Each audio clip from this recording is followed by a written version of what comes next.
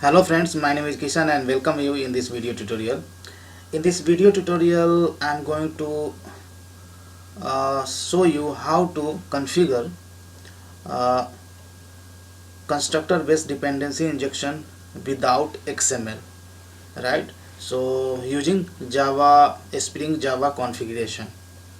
So I have taken my previous example which I had created a long time back, and if you would have watched my video, there I had shown how to perform constructor based DI. So that code just I have taken, and I'll do some refactoring, or I'll do some modification, and I'll try to show you how to resolve dependency injection using without XML Spring Java configuration, right? So let me show you this project first of all. So here basically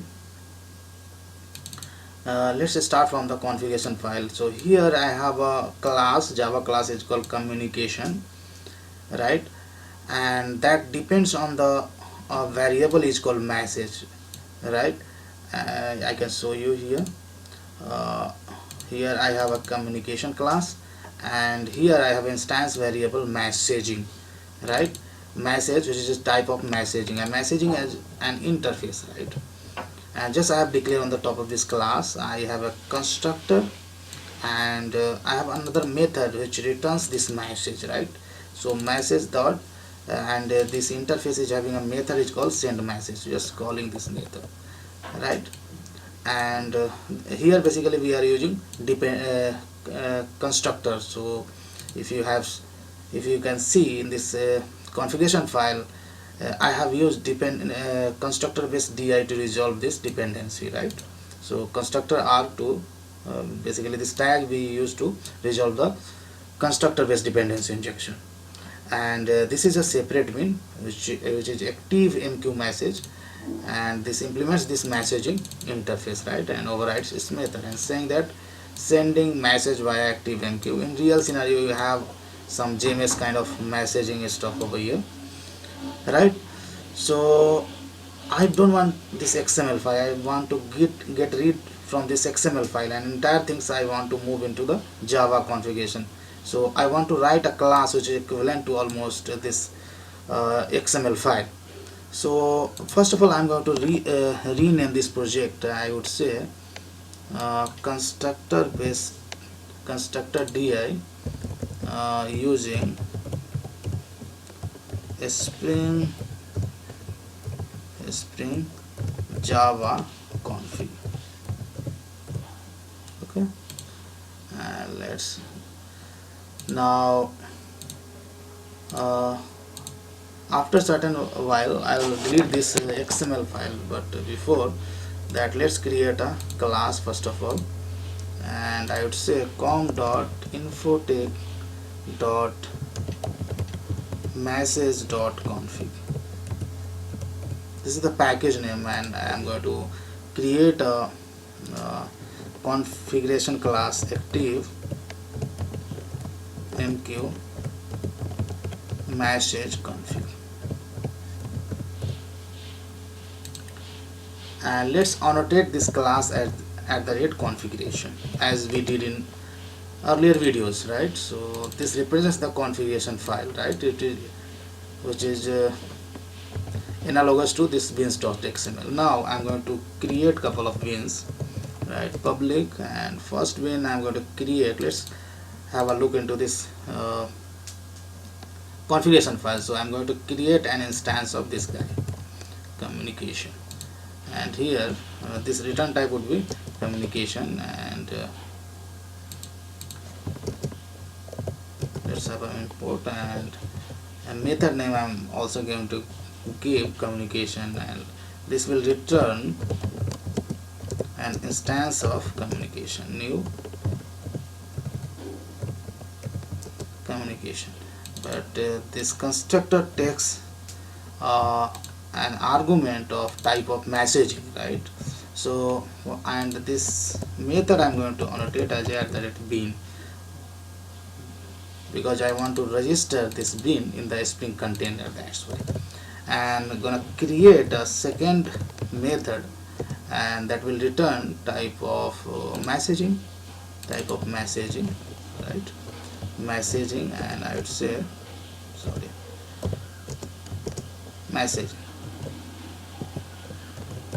and this is gonna return an instance of this is a interface, so you will have to return an instance of its implementer, and this is the guy who is implementing this interface, so you can return the instance of this guy. Okay, sorry,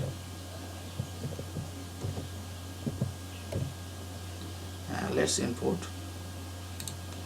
and here communication depends on the messaging, so this method call you can do internally like this, and this way you can resolve constructor based DI. So these things already we had discussed in the slide, and same I did over here, and here I'm not gonna specify any bean name, right? So method name would be the bean name itself. From this name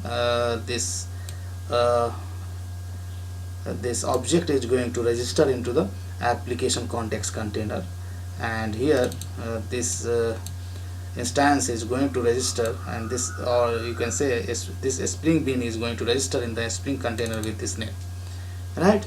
So that's all, and you can see, so here ID is the communication. So if you compare with this class which we have just created, so here ID would be the method name communication, and this constructor dependency injection we had resolved like this, right? So it demands, this constructor demands the argument of messaging, so that we are calling internally, right? And we have a second bin config over here, that is active MQ, right? So active MQ, here reference name we have given active MQ, but in configuration file active we have just, we are calling this method internally, and this is returning the instance of active MQ. So almost we have created a class which is analogous to just beans.xml. So this beans.xml actively we can, sorry, safely we can remove, and your, of course your client program is going to modify. So here we are going to use, now this XML is not anymore needed, and that we have deleted. So now we are going to use a class is called notation config, as we did in earlier project. So config and context equal to null, and let's try catch, and e dot print stack trace. So if any error occurs, then I would like to print entire trace, the stack trace on the console, and we can have a finally block there. I will close this resource. Sorry. And first of all, you need to check if context not equal to null, then call this method, close method on it. Okay, and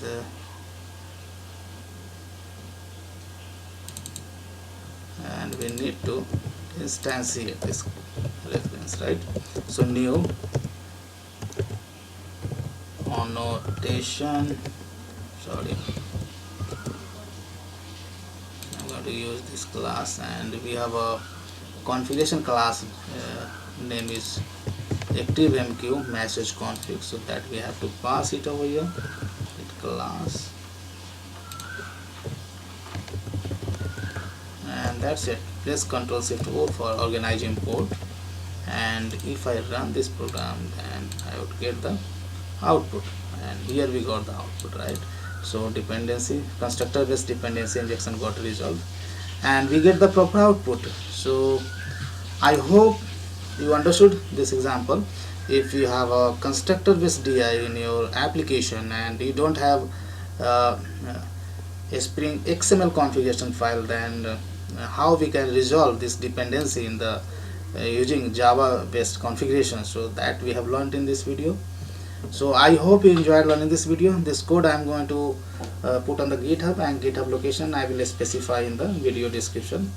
So if you have any query or question, then please do post below to the video. I will try to answer those queries as soon as possible.